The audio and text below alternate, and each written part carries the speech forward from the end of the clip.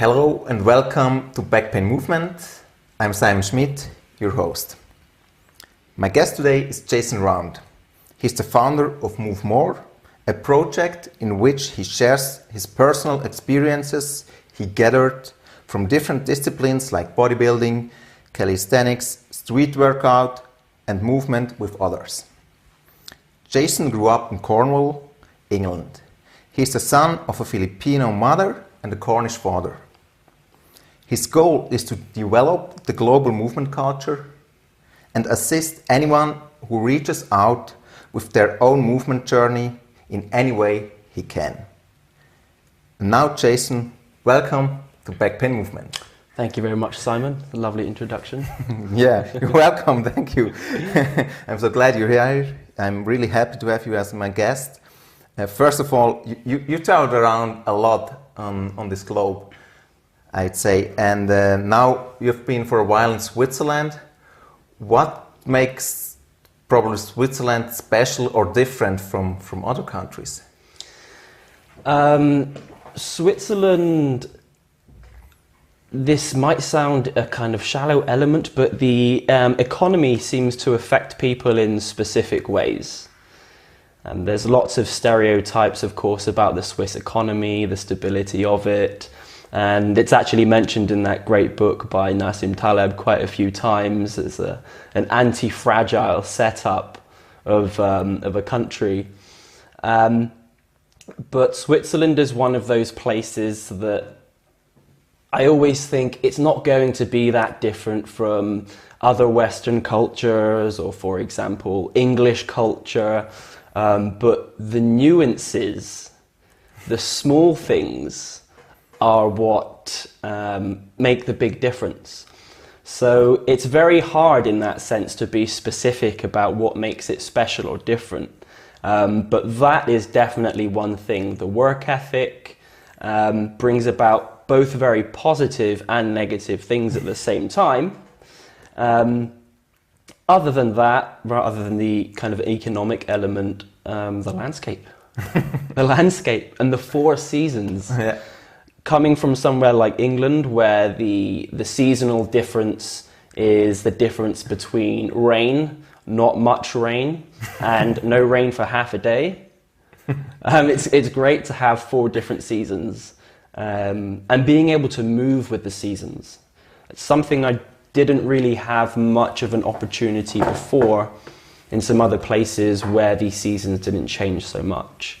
And there's lots of movement practitioners, for example, Joseph Bartz, who speaks about moving with the seasons and encourages people to move with the seasons. And we have this more ancestral, or I say kind of paleo movement about movement, which encourages people to use the outdoors in all types of weather. And yeah, the same as changing your environment changes the way you move within your house, like something as simple as putting up a pull-up bar. Of course, if you go outside and there's snow instead of sun, you're going to move a little bit differently. So yeah, that is really one of my things I love about Switzerland. Interesting, interesting. Yeah, I think I'd say a lot of Swiss people are sometimes hating the seasons, but it's always like when you're used to something, probably you can't even give it or measure it the right way. And when you're not having it, you're appreciating it. So yeah, it's kind of this. Yeah, of course, as you know, my podcast is about movement and back pain.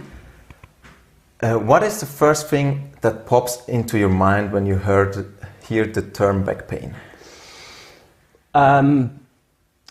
When I hear the term back pain, there's not a single thing I would think of, because I think, which is the way you approach it as well, it's holistic. It's definitely holistic, and it can be too easy to throw around the word holistic and say, oh, it's holistic, it's just everything, because the problem is then if it's everything, it's also nothing, okay? So when I say it's holistic, what I mean is that your mood, your lifestyle, the actual way you move physically, your physical practices, your relationships, your habits, which it's not just the things you're doing. There's often this concept when we think of habits, it's always, what we do. Oh, I'm always smoking, I'm always this, always that. But it's the things that you're not doing as well. Yeah. You can't forget the other side of the coin. So when I think of back pain, I also think of complexity. Because it's so many things, it's necessarily something complex. However, despite it being complex, I also think that there are very, very simple steps that can be taken to alleviate certain forms of back pain. Of course, when it gets more specialized and more advanced, then there would be maybe more specific methods to deal with that. But in general, in my experience with back pain, and also friends that I know have back pain now, I also find that people speak a lot and do not much about it. And because it's a holistic thing, it means that there is never going to be a doctor over you 24 hours a day telling you what to do. And that's even if this advice that's given to you would be productive. We obviously have to keep that in account. So you have to take it upon yourself. There has to be action. And it has to be informed action. But yeah, something needs to be done. Yeah. Not just done to you. There's a big difference between moving and being moved. And this idea we can apply to so many different things. But that's kind of, people often wait until they're moved, for example, physically by a chiropractor. Please move me. I have this pain in my back. Can you move it? You've just handed the keys to someone else. Yeah. I had a great phrase today from my Systema teacher. He says, everyone has to bake their own bread.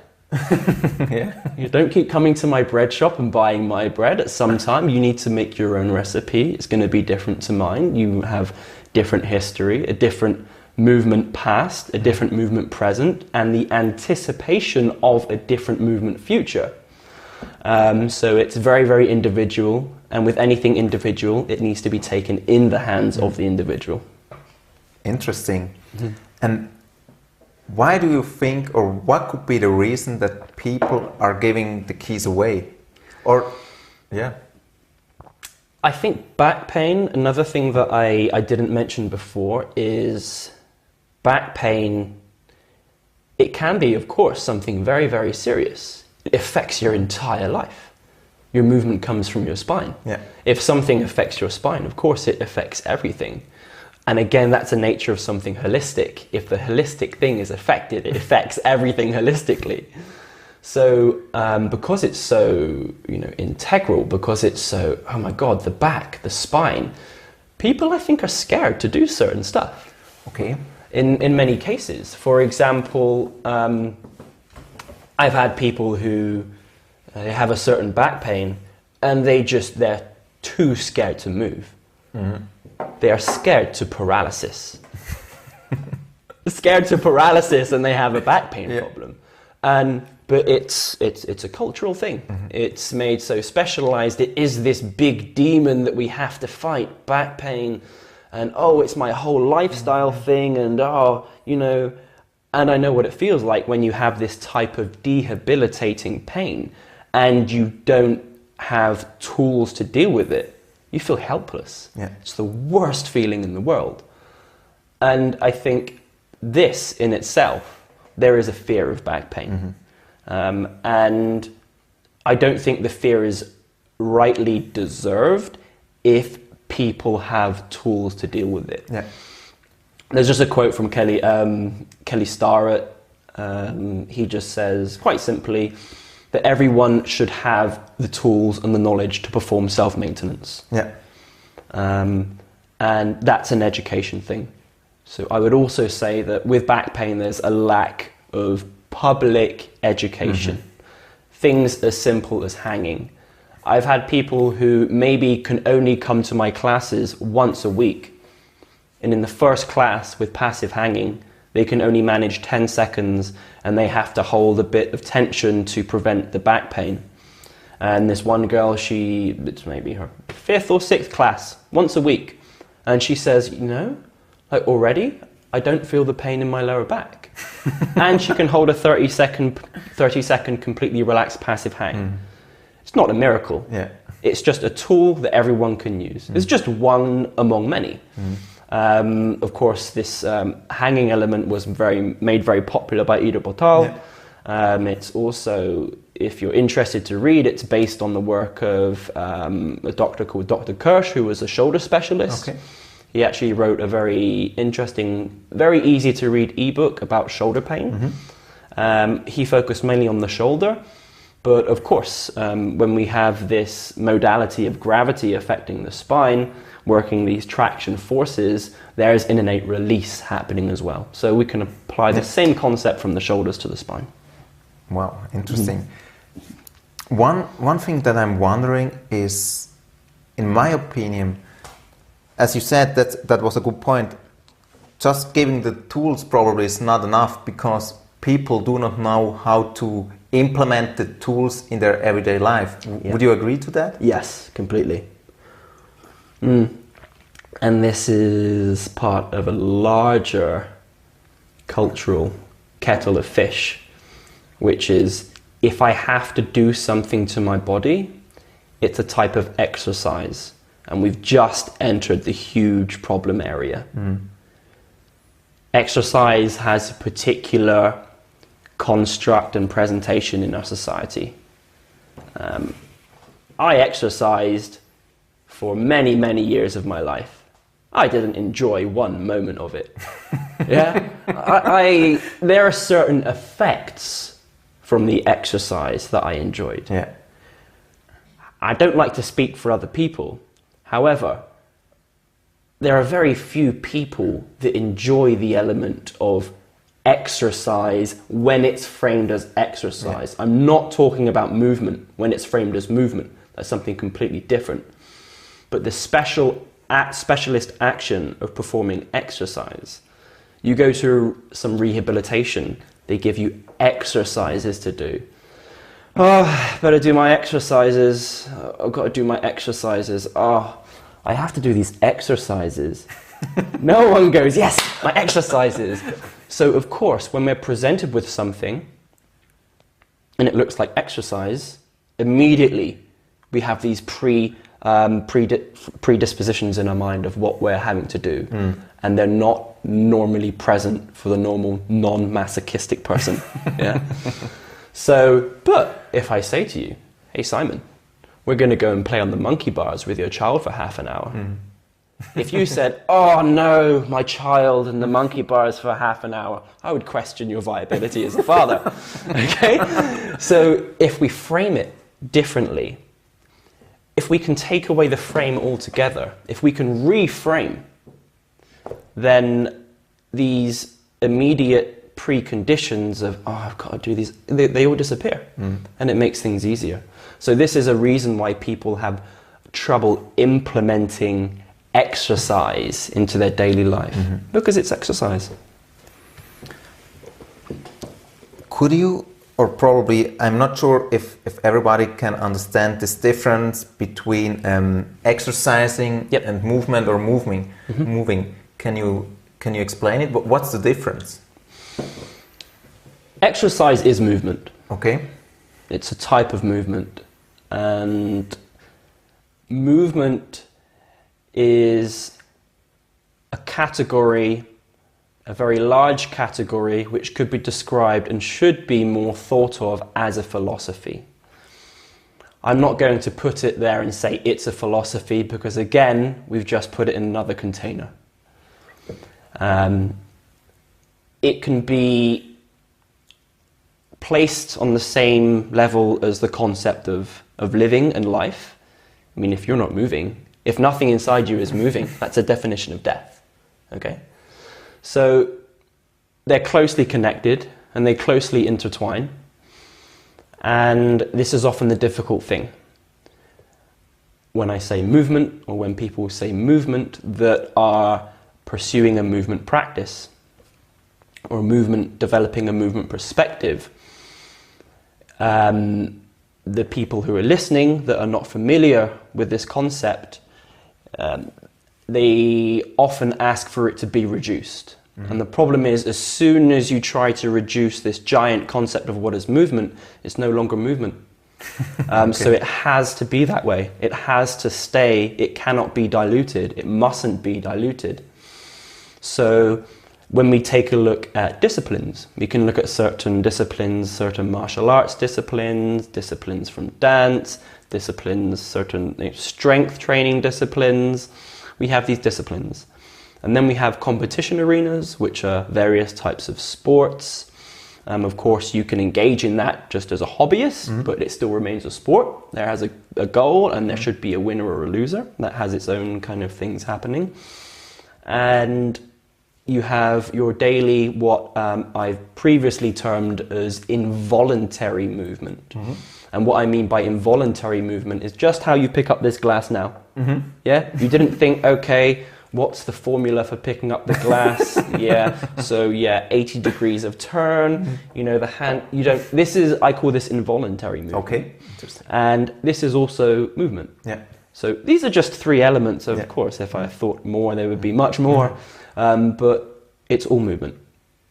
So now we see how tiny exercise is, how small exercise is, and how specific and how specialized actually exercise is.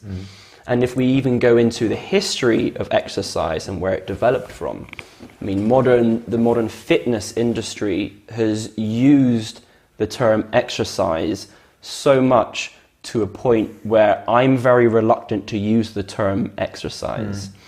Because for me, when I present something as an exercise, by definition, an exercise is something that needs to be repeated and repeated and repeated to achieve a specific goal. Movement's not always about that. The overarching goal is to move better. However, repetition and exercise is a tool. Okay. It's a fantastic tool. Exercise, repetition, is the mother of learning. At some point, you need to repeat things for it to stay. However, it should be used as a tool. But when we start to think that, of course I move, I exercise, I join the fitness studio. If you're just repeating, you're specializing. And a specialist cannot have at the same time movement as their main priority. Okay.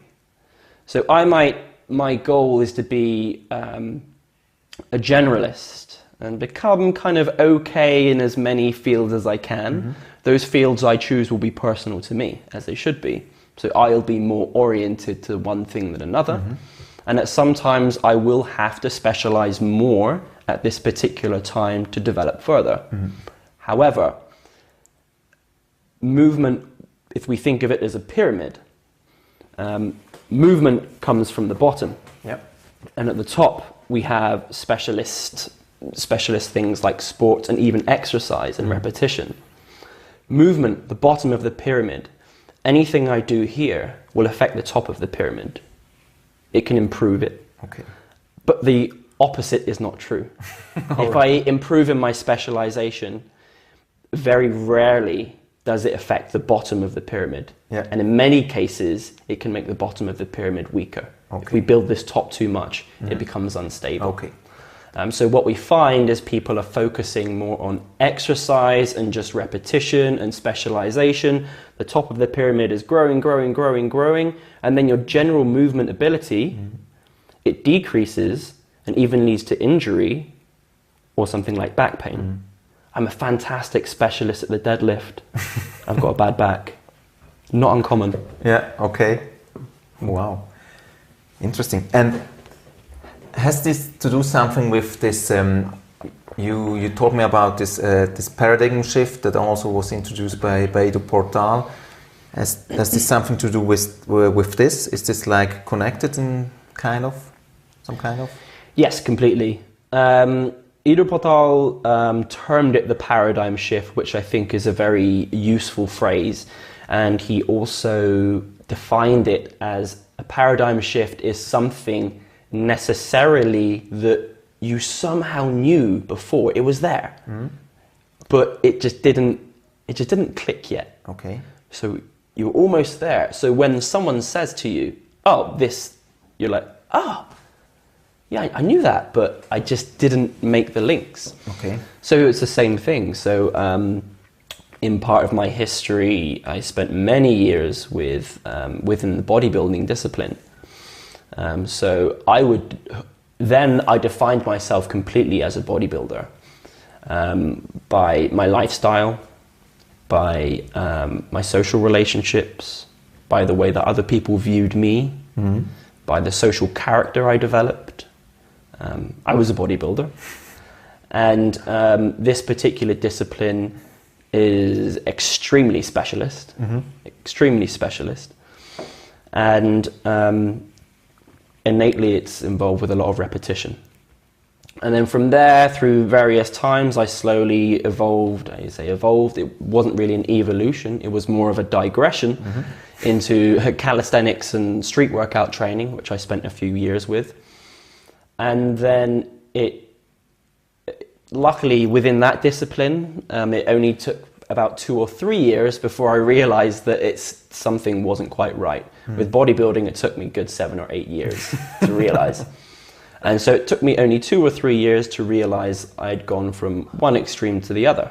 I've just gone from moving weights, only moving weights, to only moving my body weight. So yeah, that moment when I encountered the work and the concepts and the ideas that Ido Portal brought to the table, I'm not the only person, definitely not the only person to say that it put things into a perspective, a movement perspective, and then once you are given this perspective, this permission almost to look at movement in a particular way, the field clears. Yeah. The fog clears, and you start to see things in perspective rather through a single lens. And I don't mean to say that my perspective at the moment is complete or is the perspective. If I were to say that, I would have failed at my own task, to be honest. It will necessarily always be developing. But yeah, this is the paradigm shift when you have a realization that this is a lot bigger than I thought it was. And then you have 2 choices. You can either retreat and run backwards, or you can bring yourself into it. I chose the second one. Yeah, definitely. You told me that at this time when I think you first got in touch with this movement culture, you stayed in Australia and you were a personal trainer and you were kind of unhappy. So can you explain where this unhappiness did come from and how did you react to it?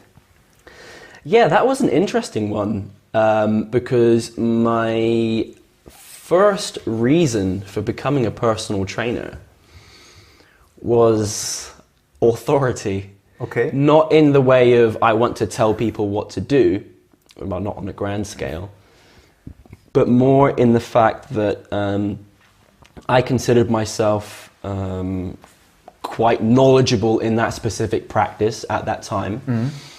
And I saw people telling other people what to do within this practice, and I didn't agree with them. I was like, no, that's not the best thing to do. But of course they listened to this guy or girl because they had a personal trainer badge. Okay. So I remember I was at the age of 18 or 19. I was like, I just want to do this so I can just say to people, hey, do this, and I can tell you what to do because I have this piece of paper. Yeah? What a great reason to get that and pay the money. Yeah. So anyway, I did that and I took the course, and while I was in Australia, of course there was a great market for personal training there. And I joined a facility that specialized in promoting personal training, so very quickly I gained a lot of clients. Okay. And in my mind I was, what's better than this? This is what I wanted, 25, 30 plus regular clients. money coming in enough for me, and the ability to share some certain things. And what I found was people wanting to be spoon-fed and not doing work, and it offended me. It really offended me, because I was putting in so much work for this thing, and then people thought they could just come to me and pay me money. They didn't even want my knowledge. They didn't want my knowledge. I was offering them knowledge. My tagline, my slogan on my PT card was that I provide education. Because even at that time, I wanted to give more than just instruction. I felt at that time I had some tools that could benefit people. Of course, it was for a specialist thing. We were mostly concerned with aesthetics. Yeah. I came from a bodybuilding background, come on. And it was not received in the way that I wanted it to be. The people weren't training hard. And the people who were training hard didn't want to pay me for my input, because they thought that they knew everything, you know? So interestingly, it was usually the younger ones that came to me for some of the information, and that were also training hard. So yeah, I found myself with a load of clients that I just didn't want to meet. For example, if I had to cancel a session, their response would be relief. Okay. And I just, yeah, and I was like, I don't want to, very quickly I realized after about 8 months that I don't want to do this anymore, this personal training stuff, unless I have people who really have goals and want to develop and progress. They didn't want to develop or progress, they just wanted quick fixes and someone to chat to for a few hours. Yeah. And it really, yeah. And then I saw it's just the side that for me, someone who had a passion for, at that time, just training, who had a passion for training, and the people just basically weren't doing their work. Okay. Yeah. And meanwhile, did this change? You mean since in being in the fitness? Yeah, exactly. And now being in the movement arena? Exactly. Yes. However, you still get the same thing. However, now I feel like I have more of a right to say to people, I don't want to meet you. Okay. Because you're not doing what I'm wanting to promote. You want me to do something in particular for you. I will help you with the things that I agree with, but the things that I don't necessarily agree with, even though I might have some knowledge with that, I'm not going to do that with you. Okay. For example, I had someone recently, and I get this quite a bit from CrossFit people, can we do some PT sessions to learn the kipping ring muscle up and the kipping bar muscle up? And they can't even do a chest to bar pull up. And for me, there's nothing wrong with a kipping pull up or a kipping muscle up, but it's a developmental variation. And coming from a strength training background, for a newcomer who's coming to movement or in their arena exercise or their sport, you want to establish some foundations. You don't want to go straight to extremely dynamic work, which should be at a more advanced level. So I want to build on a certain process. And some people can't handle that. Some people are like, well, why are we doing these? Why am I moving my scapula? I just want to do a muscle up now. Okay. And it's like, dude, if I put my hand between your shoulder blades, you can't squeeze my hand. Your scapula doesn't work. So some people, they approach me for certain things and they see certain things. And now when people call me, I say to them first, yes, I'm very happy to help you with your personal goals, but you also have to understand that I'm coming from a movement perspective and what I'm sharing is movement. So we will also be focusing on certain other things. So now I've learned I won't compromise as much. I will stand for what I believe. And of course, this could change completely, you know. I mean, that's the nature of evolution and development. But at this moment in time, I'm happy to say that And once again, on the other side of the coin, I again see, it's interesting, the younger people who come for me to advice that are actually a lot more open-minded than the older people. Oh, interesting. Yeah, I found this quite a bit, and I have a few close friends and students that I do programming for regularly, some more regularly than others. And yeah, they follow the program, they ask questions. Also, they start to change it slightly in certain ways that if I'm happy with it, that if I think it's going the right way, then I'm very happy for them to start developing it themselves. But yeah, with movement now, when I have personal training, it's more fulfilling, definitely. Okay. It's more fulfilling. And because it's new, people don't always come to it with preconceptions of what they should be doing. Whereas if you have a fitness client, if they leave and they're not sweating to the ground, they feel like they've wasted their money. Yeah, yeah. Whereas someone approaches me for some information and some personal coaching with regards to movement, and I share what I can and what I believe is good for them, they're not complaining at the end if they haven't sweated profusely. Okay. Yeah. Okay.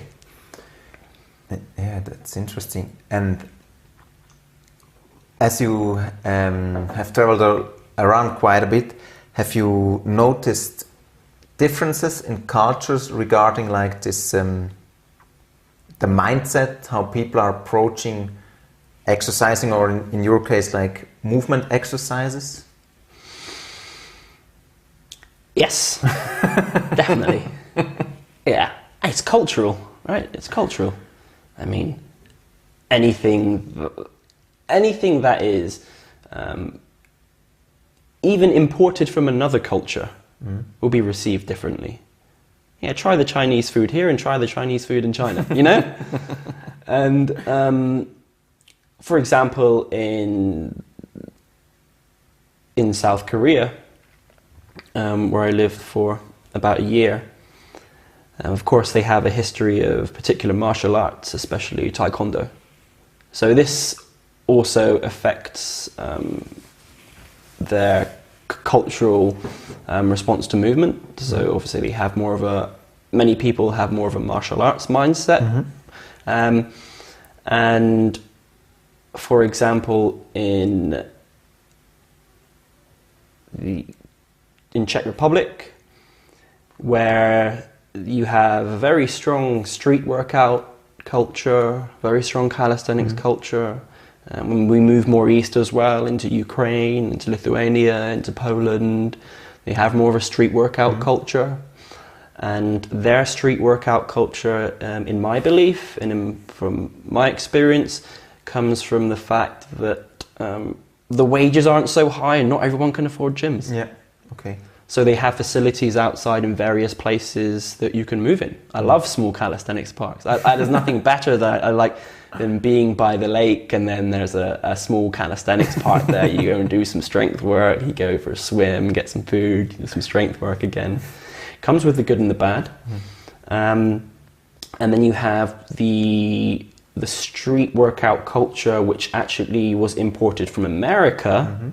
But from the American side of things, street workout came more from the penitentiary, because in the prisons you didn't have so many weights and things, and so you did work out whatever you can, you know. So that comes from a different cultural history, and yet on the face value has the same form. And then again, from in South Korea, they like to move, but they are very in this kind of repetition thing. They just kind of repeat and repeat and repeat. And it's similar to something Ido Portal mentioned when he was in China, and he was in a martial arts class, and he said he saw one girl performing the same punch for 3 hours because no one told her to stop. Okay. So, for example, the more elderly Korean people, they stay very, very active, but it's kind of walking around in circles for hours. Okay. I've seen old people walk in just circles around like a 200-meter track for 2-3 hours, just walking, power walking. So they have very set movement patterns, just like they have very set cultural traditions. Yeah. So that kind of permeates that. And then, of course, in Australia, we have the sun, we have the outdoors. So we have a lot of the culture of the aesthetic physique, of course, Bondi Beach and all these elements. So when I was there, it was all about, you know, abs, bums and tums and things like this. Yeah, so definitely in different places people have, there's often a prevailing attitude or approach and understanding of what movement is and what the goals of movement are. And that's very strongly a cultural thing. Okay. And then you would say like society is very important regarding how a culture is developing regarding a movement practice. For example, once you mentioned to me that like in South Korea there's like this floor culture. Yep. For example, that we in Switzerland we do not have or rarely have. We have like these chairs, tables and whatever. We rarely sit on the floor. So this kind of stuff is also influencing our behavior. Definitely. I mean, floor culture is something that I've recently tried to bring attention to more in my classes and workshops. And it's more of a framing. I use it as a frame to present certain movements. So whereas before I would present these particular movements as, you know, ways to move efficiently across the ground and things like this, they are, but actually for me I think the better way to speak about it is just as floor culture. Because it means two things. First of all, it means that culture has wider applications. If I say it's an efficient way to move across the floor, then if I don't have a reason to move across the floor efficiently, it has no use. So if I call it floor culture, and it also has the idea of culture like I'm culturing something, like I'm developing something, I'm changing something. And culture is a lot more permanent than a specific method. Yeah. So floor culture for me, I've always been familiar with it because of my mum's background. I travelled to the Philippines quite regularly when I was a child. I was very familiar with things like squatting toilets, like people just sitting for a chat in a squat, being more on the floor in general. And so it was more common to me. But then when I went to South Korea, and their floor culture is more pronounced because, for example, in restaurants, generally you would have half the tables are all sitting, okay, and the other half would be seated ones. Ah, interesting. Yeah, and generally the seated ones are for the bigger groups and stuff.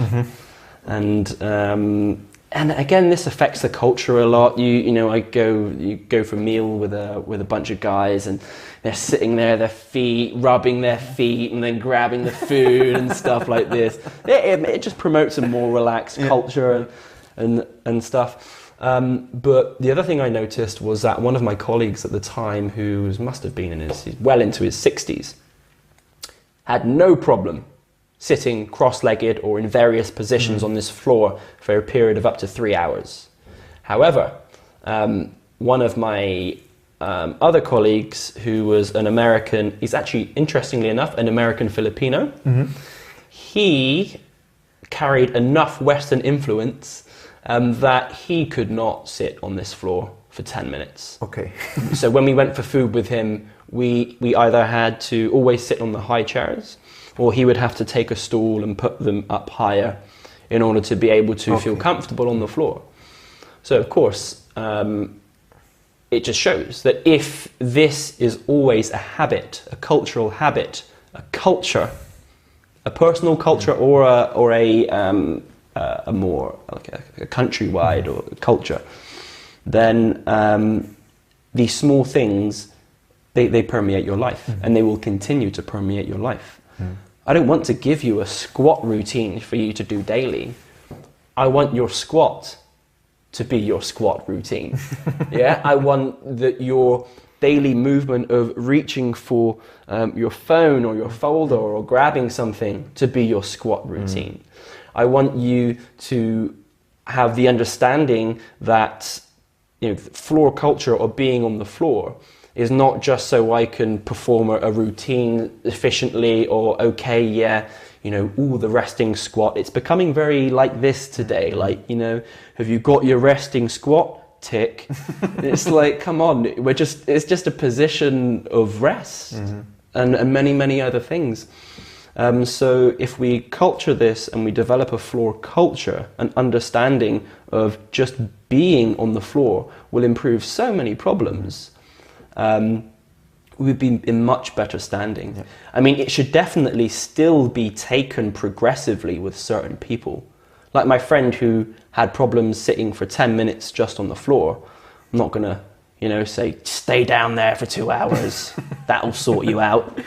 Like, again, you have to, that's actually when I feel that I would come in. Yeah. That's where I want to come in for people. When people say, look, I haven't got this basic ability, I don't just want to send them a video clip and go, just do this, because the video clip will work, but they won't develop floor culture.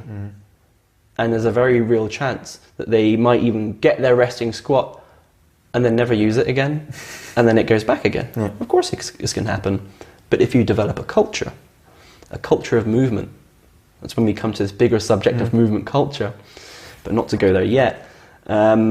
If we develop a floor culture within ourselves, our families, our friends, it carries huge benefits. Yeah.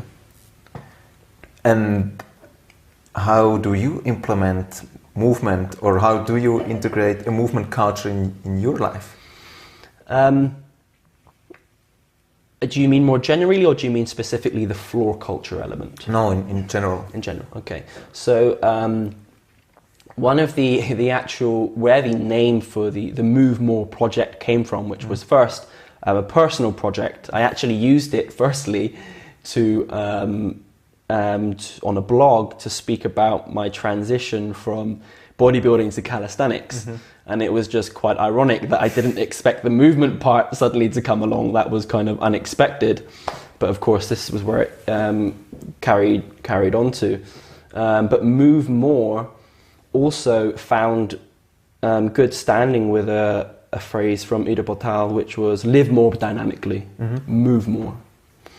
And what for me this means, it's not about doing more.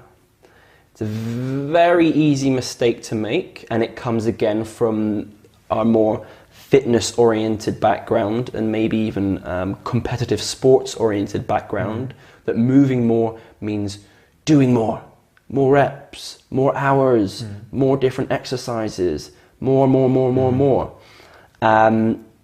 It's not so. Yeah. Move more means basically move more complex. So the way that you can do this is, first of all, something like floor culture. I have a sofa in my front room, but I also always have a yoga mat on the floor. And this is basically just my floor island. And my first go-to is always the floor island. I sit on my floor island. My girlfriend and I, we didn't have a table, so we just bought a tabletop from IKEA, and we just measured. I actually sat down and I checked the height. I would like to have this, and we got the table at the right height for me. Yeah. And and this is how I implemented it. And it was amazing, because within the space of 6 months, I realized that my hip mobility, if we want to call it hip mobility and frame it, that, you know, it got a lot better from not doing anything, from floor culture. Yeah, that's why people say, oh, my hips are really stiff, and sit on the floor. Stay there for 3 hours. And what happens? They have to move. Yeah. And that's a good thing. They're moving more, just out of a need. So we can move more dynamically and move more by giving ourselves the conditions under which to move more. If I have to stay on the floor, I have to move, because of course it gets uncomfortable. And we're so obsessed with this idea of comfort. Everything needs to be exactly comfortable, perfect, so comfortable that guess what? I don't need to move. And it's seen as like this great thing. I call it the comfort myth.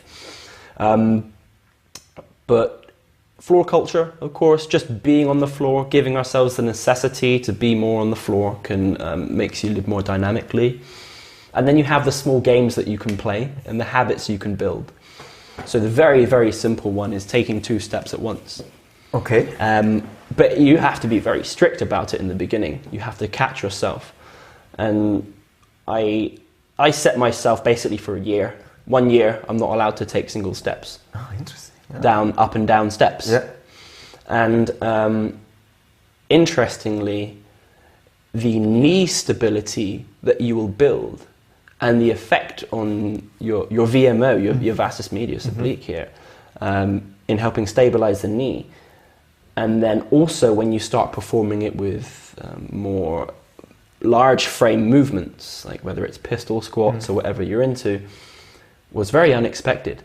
Because if you take 2 steps down a step, that act of reaching for the step in front of you has an amazing amount of stress on the back knee if you're not used to it. Yeah. But it's just small enough. Just small enough. It's like the Chinese water torture. Yeah? But what we're not getting a negative effect out of it. It's building towards a positive effect. Yeah. And things like the joints and the ligaments in the body, they need this constant stimulus. Yeah. They need a constant stimulus. And it's also about strengthening, but it's also about building a certain neural drive in there, which means it's being activated and it's getting the message, okay, I need to start being used. And then other things like maybe hypertrophy or certain molecular changes will happen to the tissues in the body there as well. But something as simple as that, taking 2 steps at once. And now I run down the steps 2 at once. And like in the very first of all, I started it when I was in Czech Republic. I was right, okay, I have to be safe about this as well. What would my dad say? Like, Dad would say, just make sure your hands are in front of you, okay? So there's this image of me every time running for the metro, like this, down the steps, like 2 steps at once. I've never once fallen, but it's very, very possible, definitely. Take a wrong step. So not only am I attacking this, this kind of element of moving more just through something as simple as the steps, I'm also tackling a fear element. Small. Day by day, day by day. The ability to run down steps. I'm not going to program someone and say, okay, Thursday is running down steps day. Just run down those steps as fast as you can, 2 at a time. It's not the point. The point is that these small changes, seemingly insignificant. For example, when I go to the train station, you have 2 levels of bike racks, the top and the bottom. First, I'm very proud that I always find the one that was closest to the front, and I can put my bike at the bottom easily. You'd find one at the bottom and you're like, yeah, good. And then I thought, what kind of mover am I? So now I deliberately choose the one that's further away, unless I have like a specific time restraint, and I always put it on the top one. Always put it on the top one. Small things like this. You just make things more difficult for yourself. My friend mentioned one which I haven't fully practiced because it keeps slipping my mind, but is turning off your lights with your foot. Oh, wow. Yeah, it's a bit more hard to apply because it's kind of, the steps are more easy because you get to the steps, and actually when you get good at it, there's a nice rhythm. It's like ding, ding, ding. And I always have this image in my mind, like if someone's chasing me and I run down the steps and be like, what the? Like this, yeah, things like this. The train. Where possible, I always sit on the floor unless I have something specific to do where I want to be seated. So I'll sit in the doorway part, and it's a very convenient place to stretch the legs. I'll always sit in a straddle where possible. Even for wrist strength, when I lie back, just like this, instead of lying on 2 hands, I just put my wrists backwards and lie on my wrists. And it's just a certain awareness. So this is how you can start to live more dynamically. It can be games, or it can be something more deliberate, like staying on the floor. Having a pull-up bar here is a fantastic thing. Like, when people say to me, yeah, you know, I'm really enjoying the pulling, but the hanging and stuff, but, you know, I can only not do it regularly. Just get a pull-up bar, man. Put it at your bedroom door, and every time you walk past it, even if you don't feel like it, hang. Just touch your hands to the floor, just as a matter of habit. And the next thing you know, you might be crawling on the floor for half an hour. But put yourself in the position, create the scenario where you have to move. You might just move for 3 seconds. You might move for 2 hours. You have to create the scenarios. Wow, some great tips about there.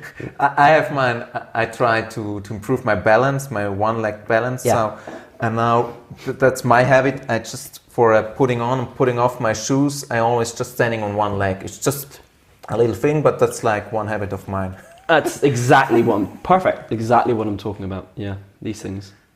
And what would you recommend for people that are spending like the normal PC worker, or people who are working a lot in front of a PC, like they are, they are fixed to the chair or probably to a standing table. Have you, or how do you encounter this scenario when you have to work probably for a couple of hours in front of your laptop or whatever? How do you approach this? Or? I've had personal experience where I've had to work at long hour stretches in front of a computer. And it's kind of unfortunate that the solutions that would be the best are not socially acceptable. And this is something I spoke to you about previously, the social policing of movement. But they're just not acceptable. Like, if I worked in a high standing office or something, doing whatever it is that high standing office people do, and I asked my boss, I want to get rid of this table and I just want to have a cushion on the floor and a small table with my laptop, he'd be like, GTFO, like, you know, excuse me, we're running a business here, not a daycare movement camp. Like, so I appreciate that those things are not always available. However, you can move more than you think. The first thing, the very, very first thing I would say, being very specific, because I think often people like specific things, move your scapula. Move the wings. Move the wings or you never fly. You seriously, if there's one thing, well, there's probably a handful of things that I would just give to everyone just to help get this body back, get the movement of the body back, get everything reintegrated, is just move the areas where we get problems. Move the scapula. For the first, it must have been at least the first year of my movement practice, when I started developing what I thought a movement practice was, which is still what I'm doing now, actually, I was always just doing this. Always just moving the shoulders. And as we experienced before, the coordination element, move one shoulder one way and one shoulder the other way. You can really, fuddle people with this for hours to the point of frustration. And this is the place where they should be, because that frustration is telling them, what, I should be able to do this. But often we run away from that and go, it's just stupid. It's like, nah, man, it's quite, if you do want a functioning scapula, this is what a functioning scapula does. Scapula is related to many problems, neck problems, obviously transferring up into the neck as well, that people get, jaw. People get jaw problems, transmitting from the neck, referring from the scapula, even shoulder problems. Rob Wolf, who is a very prominent person who speaks about paleo diet, one of the things he wrote was that shoulder mobility, from his belief, very few people have problems with shoulder mobility specifically. I mean, the shoulder is a very mobile joint with near 360 degrees of motion. It kind of just hangs off the edge here like that. His point of view, he would say, why do we need to mobilize it more? in his experience, he says that it's more to do with people's thoracic spine and of course the surrounding scapula as well. And once this is mobilized, a lot of shoulder problems can kind of disappear. Okay. So this is one thing. Move the scapula all the time. Move the neck. Like, you want to be able to control neck guide, move as you will. And you can develop this as much or as little as you like. But first step is get those shoulders rolling and squeezing right back. Squeeze it right back. You know, you can do this. And then the other way, crunching up, all the positions. This you can do constantly. It needs to be habitual.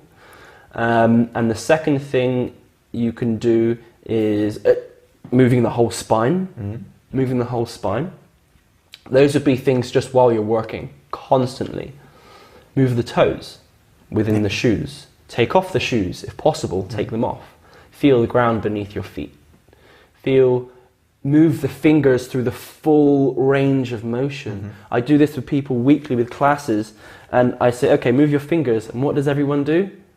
It's completely true. And then I tell them to go the whole range, and they're like, like it's some kind of magic trick. It's like, no, these are your fingers. These are your fingers. It's the same with the wrists. If we were to keep the advice just, I say simple, but to one concept, move through a full range of motion regularly, daily.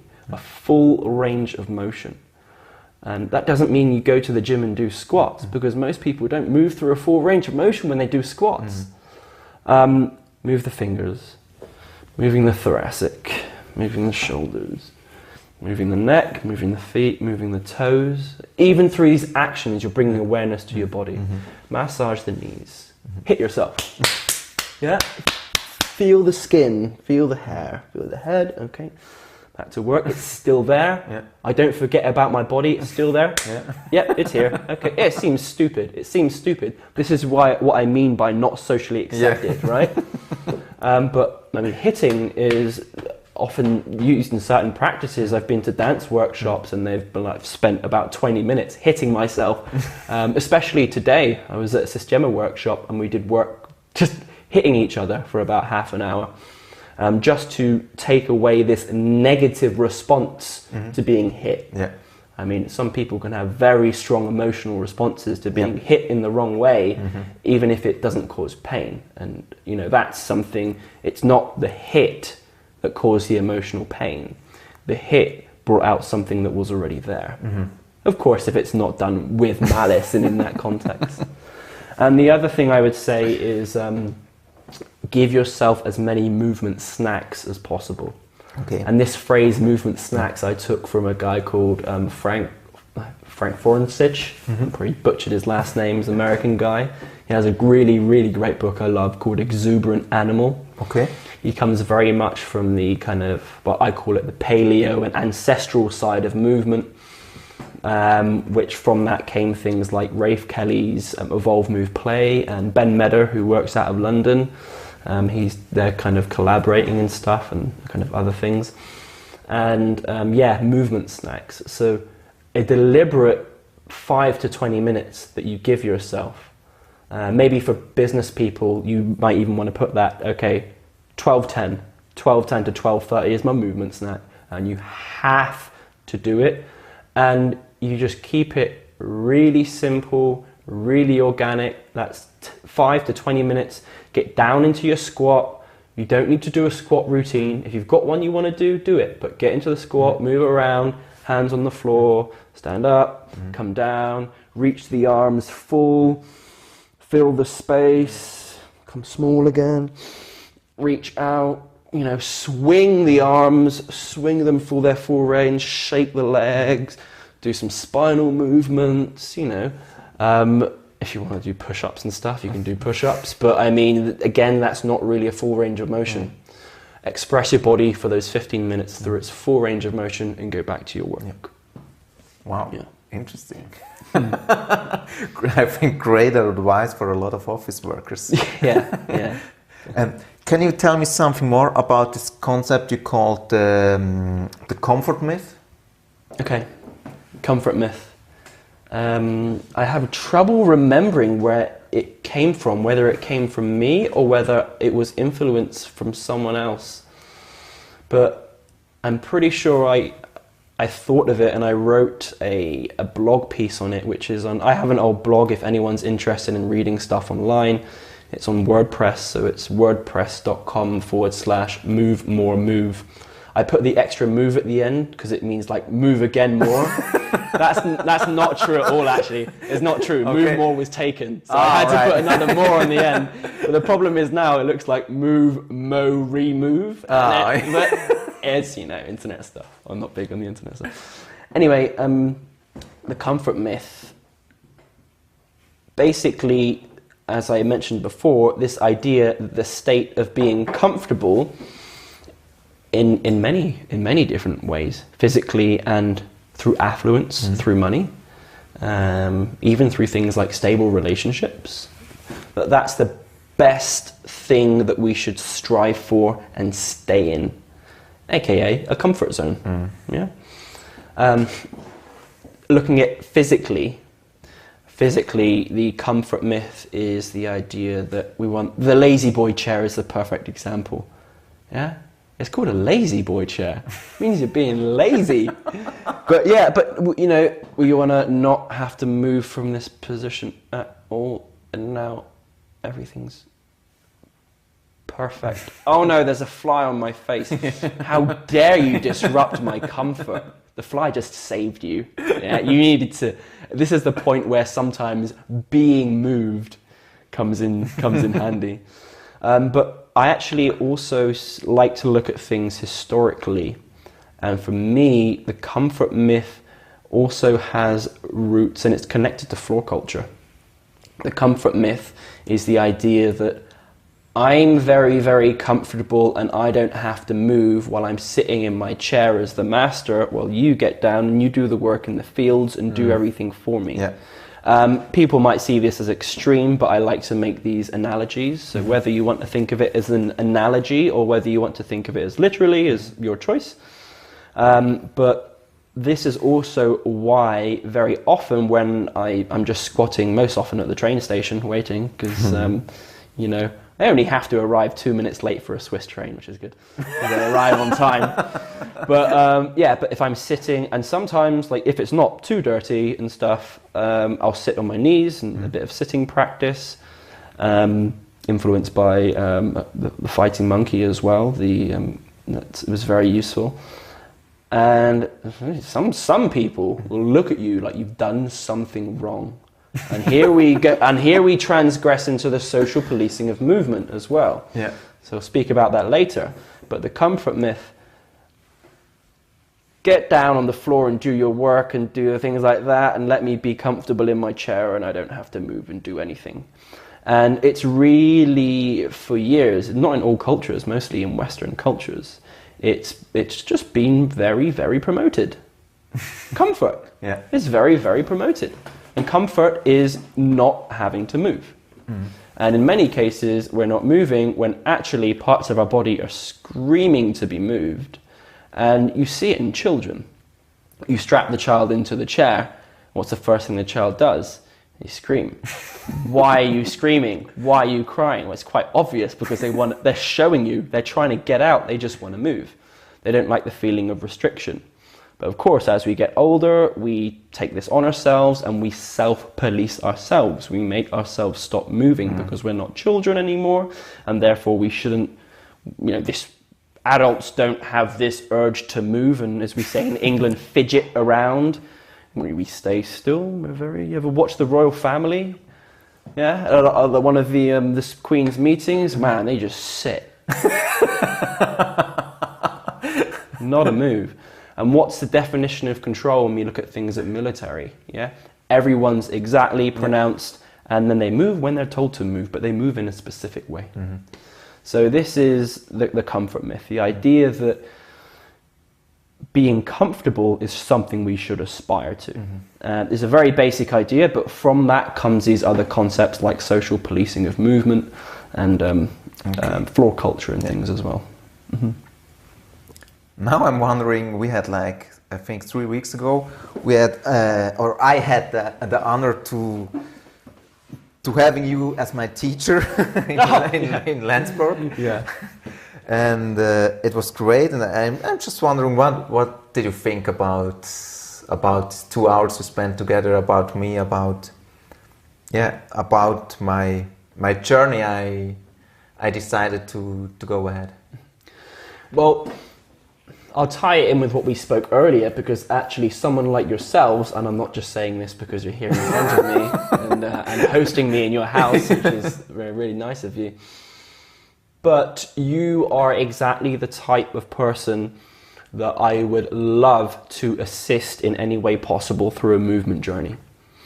You're the type of person who's very open-minded to it, even if sometimes you're clearly like, what is this? Like, I'll do it anyway. And this is exactly the process and the mindset that has to be done.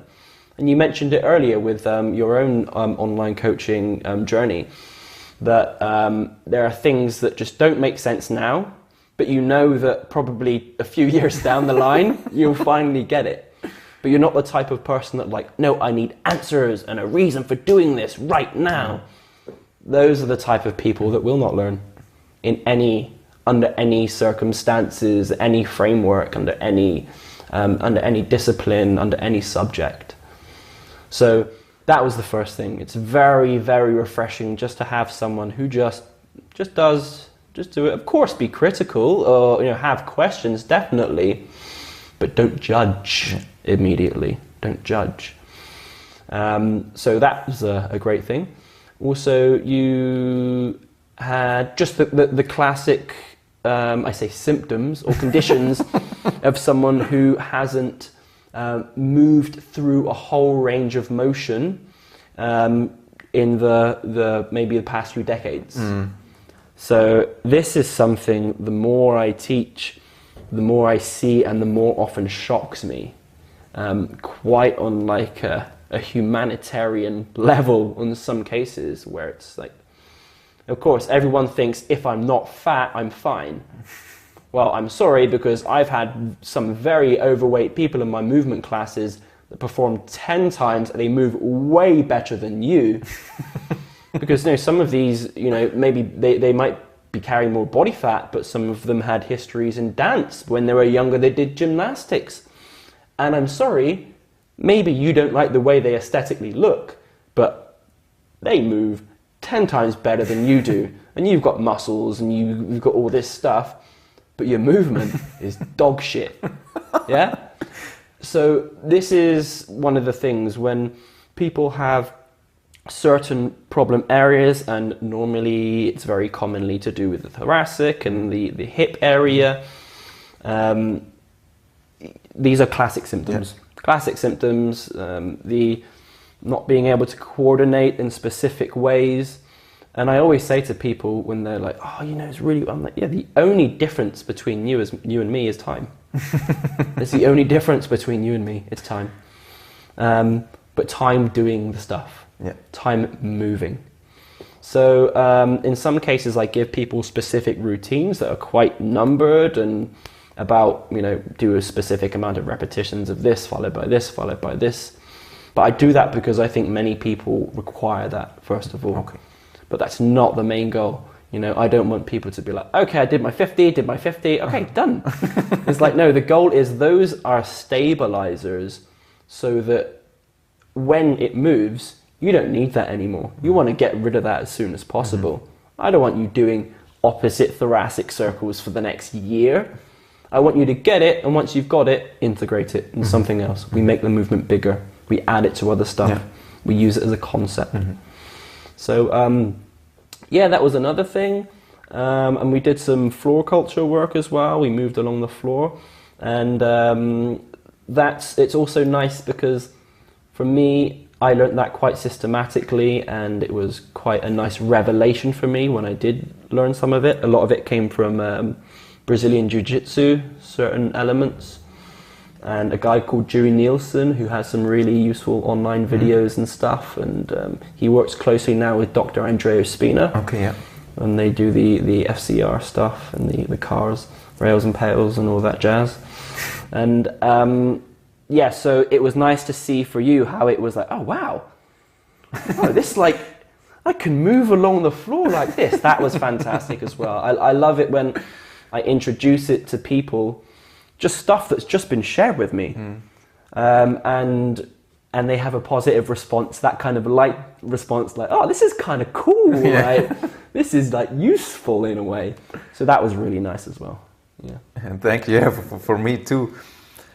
Probably, can you share with us your thinking about, you mentioned it earlier, frustration? How important is this, frustration in your own development? Yeah. Frustration is not something that was fully brought to my attention until, not consciously, as a subject or as a concept in itself. Of course, I'd experienced the frustration through my personal practice. But for me, it was just like, you just do it. But actually, some people, and rightly I can understand, that when the frustration hits, it's just really like, I don't want to do this anymore. And it's stronger for some people than others. For example, I've seen people just like, as soon as their frustration hits, it shuts down. And then the worst response is then backlash. When they say like, hey, this is complete BS. Like, I don't need to be doing this. I had it, one of my friends once, we were doing some stuff. And then I saw the frustration hitting him, and he finally ended it in the classic British way. He was just lying there and he said, Jay, I can't be dealing with this, mate. It's a classic British response. I can't be dealing with this. And then I knew it, the frustration had just hit him too hard.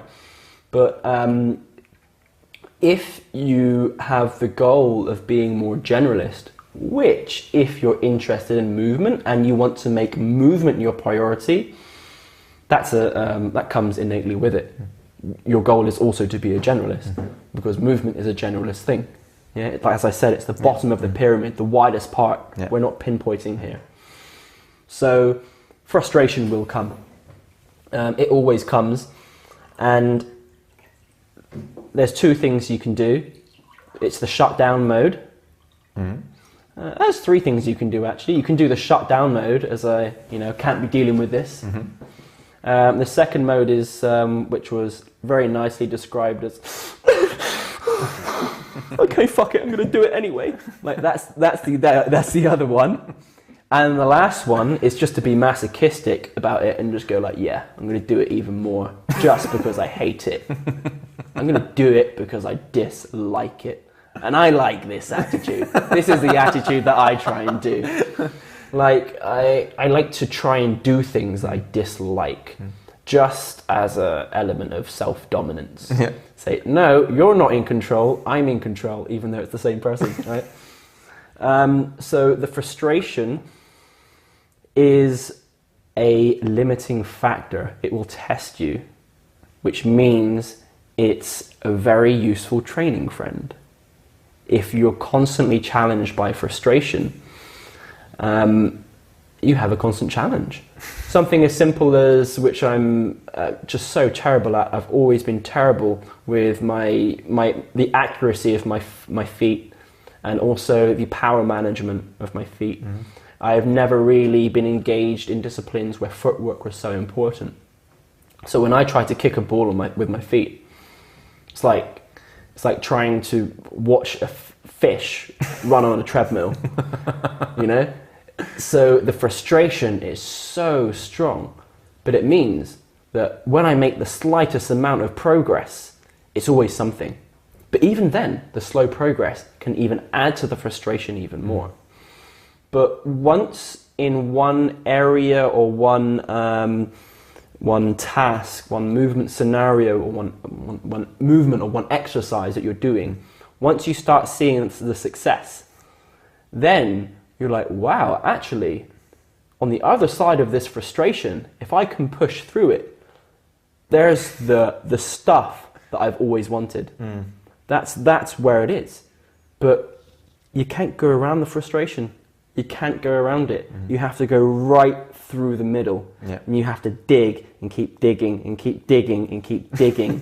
And then hopefully, if you get through the other side, the reward will be great. And it's a process that some practitioners really promote in certain ways. They'll create a deliberately frustrating atmosphere, and they won't give you instructions, which is a fantastic technique that I've never used previously before, and I've started using it more. I had one girl in my class the other day. We were doing like movement puzzles. It's just a simple task with a stick, which comes from an Ida Portal workshop. And she was like, "Can you just show me it again?" No. And she looked at me in shock and disbelief. I said, "No, figure it out." And she was like, you know, like, you're the teacher. You're supposed to tell me. It's like, no, I'm just sharing information with you. I didn't come here to teach anything. If I've taught you something and you've learned, that's just a bonus. But you have to tell me if you've learned. And if you want to call me teacher, you can. But I'm not going to come here and say, I'm your teacher. This is how you do it. For me, that's the wrong approach. Mm. So, but frustration, it needs to be met head on. And I think if you really want to develop in a generalist way, you also have to seek out areas of frustration. Yeah. And it's always going to be linked to the things you're bad at. No one was ever frustrated by something they're really good at, you know? And that's what I like about the Ida Portal method. He says, you know, as soon as you get good at it and you start liking it, change it. Yeah. Because you're entering into a realm that's not the place a generalist wants to be if they want to keep progressing. Change it. Yeah.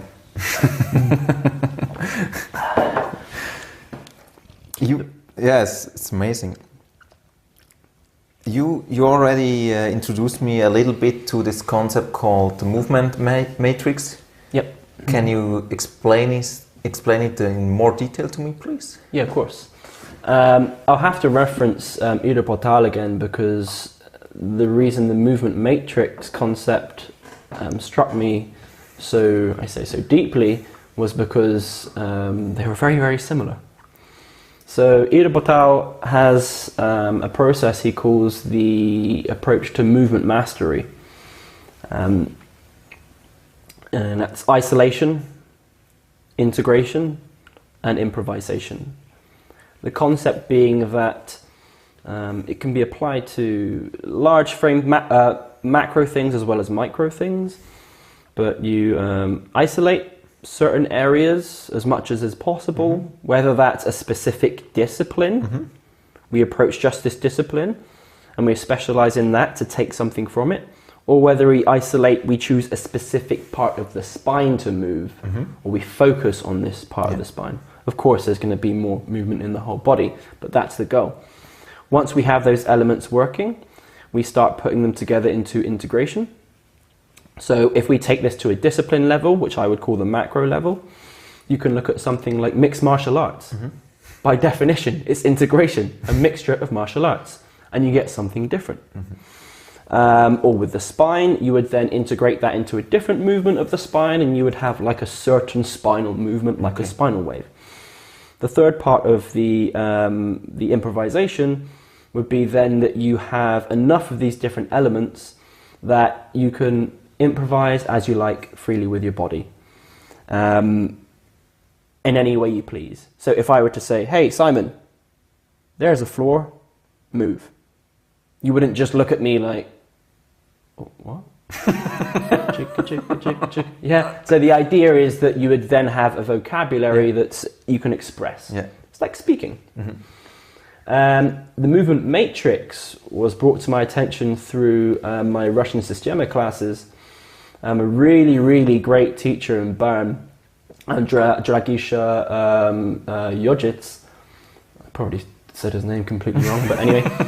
Systema Bern, he's been teaching in Bern alone for 35 years, and he is interested, his focus is on the creation work of Systema. So a lot of people, if they're familiar with Systema, they might think about because it was used in special forces, and if you Google it, you're going to find a load of Russian guys basically really going at it with each other, or some other stuff that just kind of doesn't look really real, like he touches him and the guy flies 5 miles. But his element is the creation work, and looking at breaking the body and creating opportunities from a landscape. And he uses the concept, he has 3 levels of a movement matrix. He actually uses it for systema, but it can be applied to movement because actually he is more speaking about movement than systema in specific. So the first level is related to reflex. So for example, if I come to you and I come and touch you and you're not looking, your first instinct is probably like to freeze, and we go tense. And the problem with that is as soon as we're tense, we're vulnerable. Someone gives me the slightest push and I just fall. So this would be the first instance, your reflex, and you have these small different areas of knowledge that are not really integrated. So it can be visualized as a big circle with just some lines in it, like this. It's bits like sticks. I have some reflexes, but they're not organized, they're not to a specific goal, and in general my movement ability wouldn't be that great because I don't have optionality. The second stage of the movement matrix, so you build your movement matrix through movement experience. This is really important. You have to experience movement and also search for new optionalities and create new options, because the very real problem is that you just repeat the same stuff again. So in the second stage, you can visualize it as a circle with a lot more sticks and areas of knowledge, and now some of them are crossing over. They're integrating. So now you're finding some of them crossing over, but now we've moved from reflex to brain memory.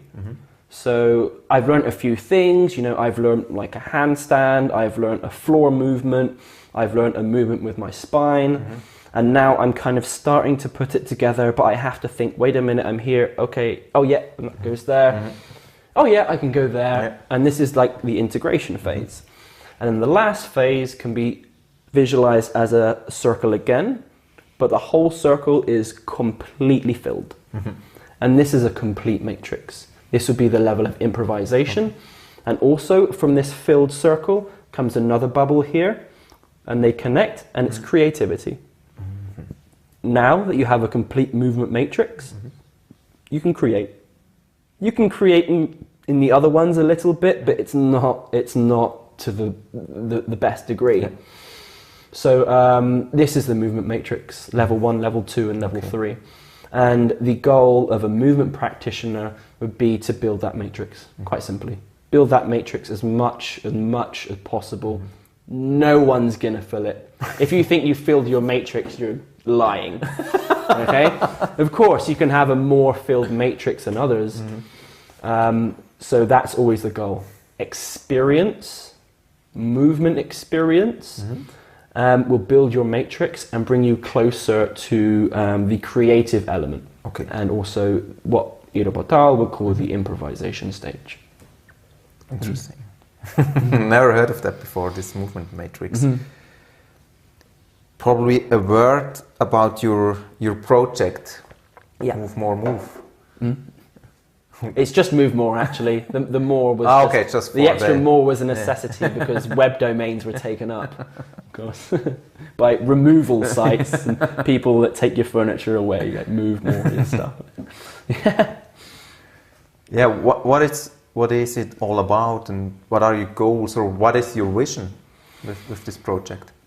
So first of all, as I mentioned, it began as a very personal project, and I actually have videos and things available that are online of me in maybe 2013, a good 10 kilos heavier, looking quite big, and talking about this, and it actually, when I watch them back, they're really, really profound for me, because I'm speaking that time, 5 years ago, about the paradigm shift. I'm speaking about it, but I'd never heard of the paradigm shift before. I think my exact words are, I'm starting to find that a bodybuilding practice isn't all that there is. I think those are my exact words.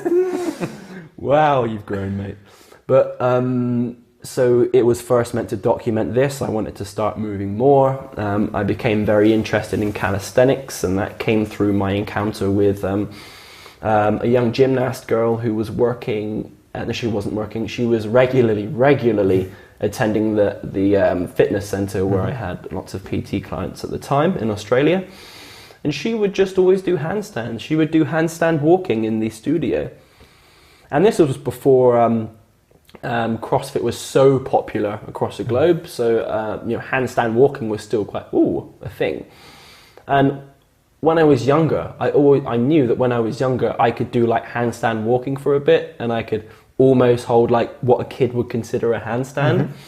And it was something I considered myself quite good at, like for someone who didn't practice it. And I would sometimes do this trick where I would just jump onto my hands, and lots of people would be like, whoa, it's really cool. And so I tried handstand walking, and I was an utter failure. Utter failure. Couldn't get on my hands. My wrists hurt too much, shoulders started hurting, I had no balance, and I was like, whoa, that's a bit disappointing. Like, it's always that moment, and this is always something really I think people should, it's a powerful tool. Remember yourself as a child, look at yourself now, and really take seriously what your child self would think of you now. If you're sitting in an office and you're not happy with it, and you're not happy with your lifestyle, and if your child self would look at you and basically cry because you're not playing anymore, you're not moving anymore, you're not in like the parks and stuff, I think that's something that everyone should take personally seriously, your child self. So yeah, that was my child self moment. I was like, if I looked at me now from then, I would want to punch myself. And so I tried looking for different ways. I started researching hand balancing. I've always been somewhat of an academic person, and I enjoyed research and I enjoyed learning, which was a strength I think helped me a lot. So I researched a lot, and then of course the most easy transfer from purely lifting weights and bodybuilding was calisthenics. And calisthenics, because it still has the strength element, of course, and the reps and all these things, and of course the physical aesthetics. I mean, if you go to a calisthenics park, and, the eyes are turning left and right like they are in the fitness gyms secretly, and people got their shirts off and the sweat, that element's still there. So I was at home. But so I started listening to stuff from these calisthenics guys, and then next thing I knew, because of the strength I had in my shoulders, within a couple months, despite my bad mobility and inability to balance, I could do a handstand press. Jumping into it.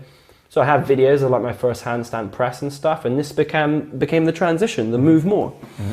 And then slowly as it developed, and then I discovered, I became just solely, I went from just weights to calisthenics, and then I encountered the work of Ida Botal. And that was the verbalization for me of the paradigm shift.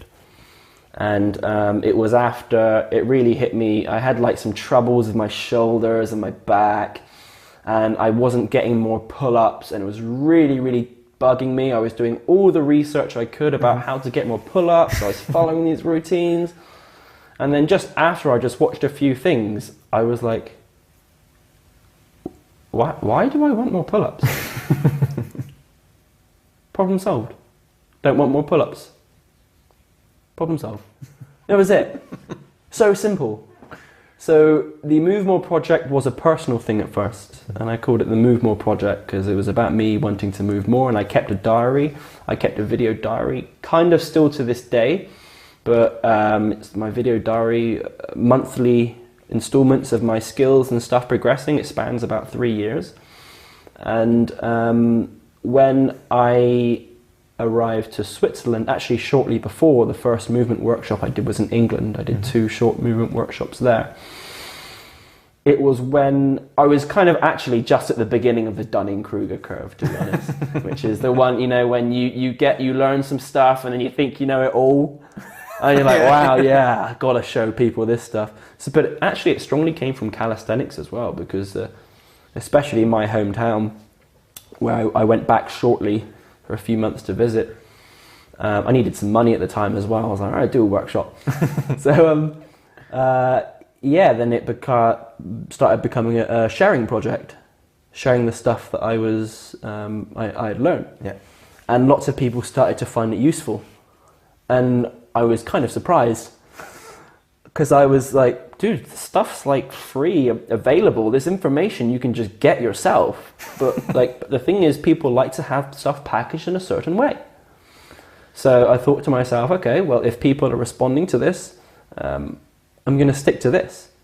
Because previously it was more about, we'll do the fitness stuff and maybe I'll add some things on the side. But then from that point, I was like, no, I don't want to water this down. I still want to give the best information I can, but it will also reflect my personal journey, my movement perspective at that time.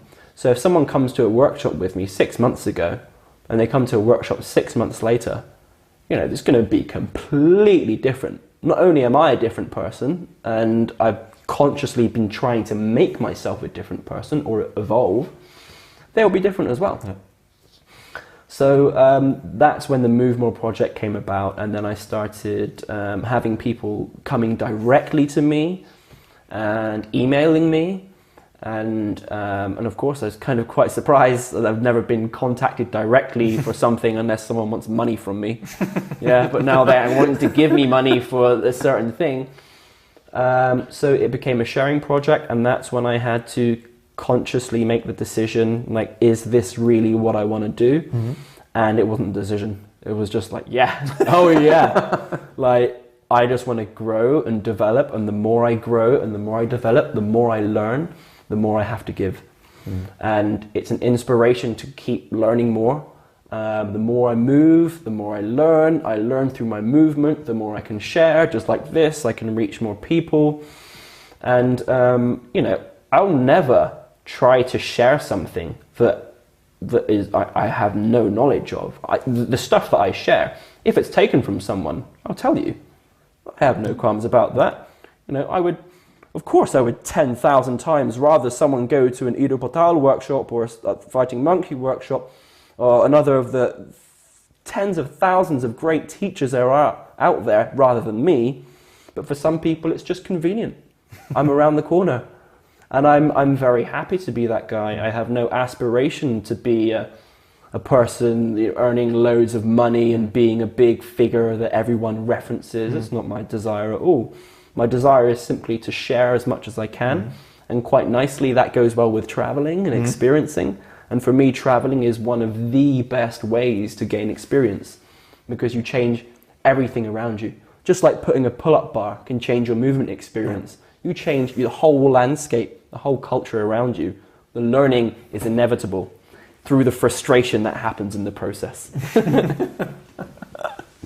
Yeah, so it's a very kind of a sharing project, which is why I'm also reluctant to speak about teaching, because there's this element, especially earlier on, where I felt like I was being a phony. Okay. I'm saying I was something I wasn't. And the reason that came about is because, in a way, I was trying to emulate certain things. I mean, it's very difficult you can't just, when you learn something new, you can't just have your own ideas. There's a great quote from, it's actually a Chuck Palahniuk book, the guy who wrote Fight Club. He wrote another great book called Invisible Monsters. Okay. And a lovely quote, he says, I am nothing of me is original. I am the combined effort of everyone I've ever met. Mm-hmm. Yeah. To those words, yeah. And for me, that's completely true. And of course, that will express itself in a different way, in an integrated way, and then in an improvised way, in what is you. Mm. So for me, when I teach, I only want to call it teaching if someone's feels they've learned something. Mm-hmm. It's the student's right, or I can't even call them student. It's their decision to say if I've taught them something, if they want to take me as a teacher or call me a teacher. If they just want to call me a friend, that's good enough. Great. Is there something you are afraid of? Yeah, of course. Like, fear is... I haven't studied much on fear. I can't speak from any authority or even from any books or anything I've read, other than, the experience that everyone has of fear. But the concept of no fear, that's like saying, no love. Everyone has some form of love at some point. It's inevitable. Fear is inevitable. It was there, it is there, it will be there. And me personally, fear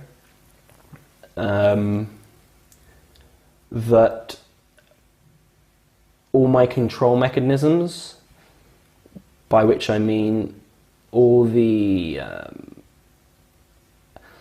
mechanisms I have for coping with the randomness of life, all the mechanisms I have for staying calm and keeping myself, all the mechanisms I have for fostering good relationships and maintaining them, all the mechanisms I have and methods for sharing stuff with people, and what the content of what I'm sharing as well, that if these mechanisms break down, if they don't function, if it's wrong, like when you hit, now and then, sometimes you hit a point where it's like, wow, this isn't the right mechanism for coping with this. Like, I've developed this mechanism, it's not really working, it's quite a fear. So I guess that fear is more the fear of not having optionality. Okay, Yeah? So right now, my method for dealing with not having any options is by giving myself more options. But of course, how do you do that? Well, I mean, first of all, try not to attach yourself to too much, or try not to expect too much. And we can bring this back to Eastern thought with Buddhism and things like this, and the detachment from maybe to a different extent, as detachment from almost the physical world completely into the spiritual one, but an acceptance and an understanding of, first of all, the contingency of life. It's a process. You're not the first person who's going to die, and you won't be the last. It's a simple thing. Your loved ones, they're going to die. And you can just only hope that it will pass in a certain type of way. I think that's a first thing, that if you want to deal with some of just the major fears of life and cultural fears, which scatter into these different problems, they filter into so many different problems. The desire for immortality. I mean, you don't have to necessarily, come on, death, I'm facing you down. That's some people's reaction. They take death straight on in the face. But a simple acknowledgement and understanding that it's a process that needs to happen. But then my fear would be that despite even all this, despite the mechanisms that I thought I had in place to cope with it, that if it comes about, if it didn't work. And I've been fortunate enough at the moment not to have those specific mechanisms tested. Okay. But that's a fear. A fear that if theoretically in my mind what I think could happen, but then again, that's also me tying myself to an expectation, preparing for downfall. So yeah, it's this cycle. Okay. This cycle of attaching and then trying to detach, but it's difficult, and that can cause fear. Thank you. I'd like to close with one of my favorite questions. I adapted from a book I read from John Strzelecki, The Big Five for Life, and it's called the Museum Question. Probably you heard of it. No, maybe. It's just like the scenario is the following. Imagine your life, every day in your life is like a day in a museum. And when you are dying, out of your life would be built your museum, your legacy. So how would you like to be or to see your museum? Well, fantastically indulgent, egotistical question. I love it. Right, the museum of me. It should be playful. it should not be boring. It should be artifacts that you can interact with. There should be no boundaries or red rope around the exhibits. It should be quite rough, not too rough, rougher in some areas than others. There should be many different rooms, many different rooms that represent certain parts of a self that was as consciously as possible developed. There should be crossroads as well. There should be areas, small areas for possibilities that could have been but weren't. And there should be free food. Free food for many people. It should also be a place that people can just feel free to chill. A place of peace. A place where people hopefully gain some kind of inspiration in some form or another. I would like to think that whatever I do if it helps people in a certain way, I don't want to say I inspire people, but I would like to think that would be a great goal to have. I would like to have by that time, when I'm dead, developed a certain amount of self that there's enough that other people can say, oh yeah, I want some of that. That helped me as well. So everyone should feel welcome. And there would be a special place there reserved for family. Just a family and friends place as well. They can invite who they want to as well. But yeah, there would be that special section as well. For specific artifacts, to be honest, I'm not... In the past, it's really strange. As a child, I was very attached to items, like physical items. Like, I used to have my Star Wars toys that I used to steal. I was a child at the time, so you can't get me, but no, I used to steal a lot of stuff. No, so I used to steal toys. Anyway. Yeah, so I would keep them, like, I would keep the box, and then I would sellotape part of the box. So I would open the box, and I would take the Star Wars toy out and play with it, and then put it back in the box and close it. And I would put them, like, stacked all in a specific drawer I had. I would put my Nintendo games in order. Order of how I played them, or maybe a different day I would change the order if it was something different. Classic OCD symptoms of a child. Lots of children develop it, and I think it's if it continues into life, it can be a very problematic thing, especially when it then permeates your social relationships or the way you do business. Some cases it can be useful, but if not controlled, it can become a problem. So yeah, my toys I would keep all like that. I would also, keep myself very neat and tidy. I would fold all my school clothes, and everything was quite kind of neat. But as I developed older, I consciously rebelled against that. Okay. I started to realize it was a problem. So if I found myself trying to turn off a light just because it was like I had to turn it off and on or something, I would stop myself doing it. I would try to brush my teeth the other way. I tried to undo these problems that I had. I started being deliberately more messy.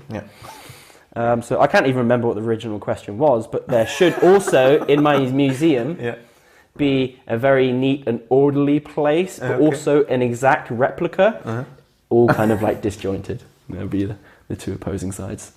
Wow. Just to represent that past. Great story and wonderful ending, I'd say.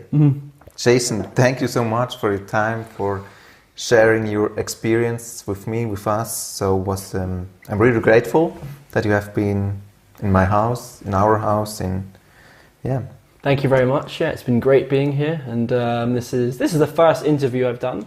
It came quite unexpected, actually. I just was talking to you at the workshop we were both at. Exactly. But I think you're a fantastic individual, and I wish you all the best for your podcast. It's going to be very, very useful for a lot of people, and I hope people keep tuning in to the next episodes, because I know you have some fantastic people coming. Yeah, thank you so much. Yeah, thanks.